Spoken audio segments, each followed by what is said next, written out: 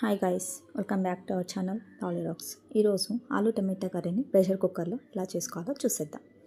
ముందుగాను stove మీద cooker పెట్టుకొని 2 table స్పూన్ల ఆయిల్ వేసుకోవాలి. ఆయిల్ వేడైన తర్వాత కొంచెం పోపు దినుసులు, సన్నగా తరిగి పెట్టుకున్న ఉల్లిపాయలు, పచ్చిమిర్చి, కర్రీ లీవ్స్ కూడా యాడ్ చేసుకోవాలి.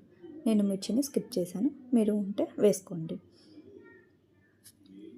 తర్వాత కొంచెం సాల్ట్ని కూడా యాడ్ చేసుకొని ఒక 5 మినిట్స్ ఫ్రై చేసుకోవాలి. ఆనియన్స్ ఫ్రై అయిన తర్వాత కొంచెం పసుపుని కూడా వేసుకోవాలి.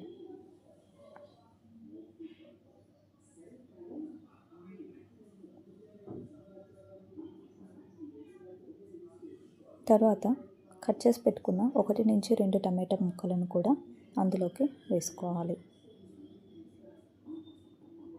టమాటా ముక్కలు మంచిగా ఉడికిన తర్వాత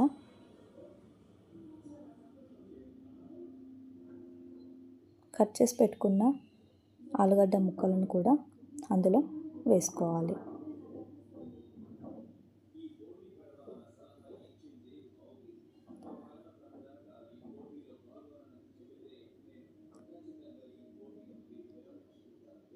ఆలు ముక్కలు అందులో వేసి మంచిగా మిక్స్ చేసుకొని ఒక 5 నిమిషాలు ఉడకనివ్వాలి. 5 నిమిషాలు ఉడికిన తర్వాత రుచికి సరిపడా కారాన్ని వేసుకోవాలి.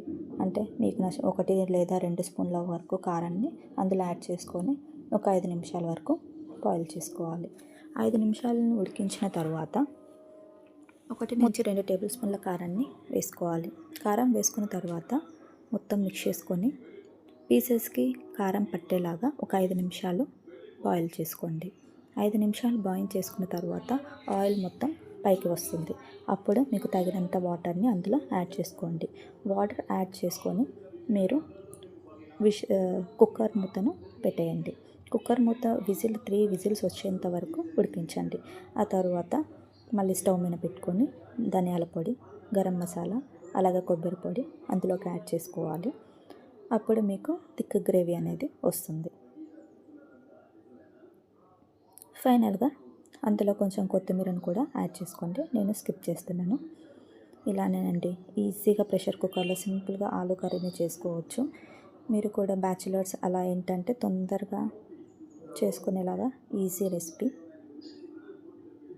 సో మీకు నచ్చినట్లయితే మీరు కూడా ఇంట్లో ఇలా ట్రై చేసి చూడండి.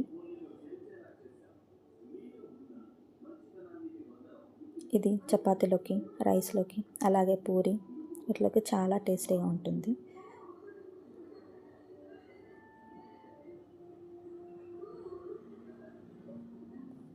మీకు నచ్చినట్లయితే please do like, share and subscribe.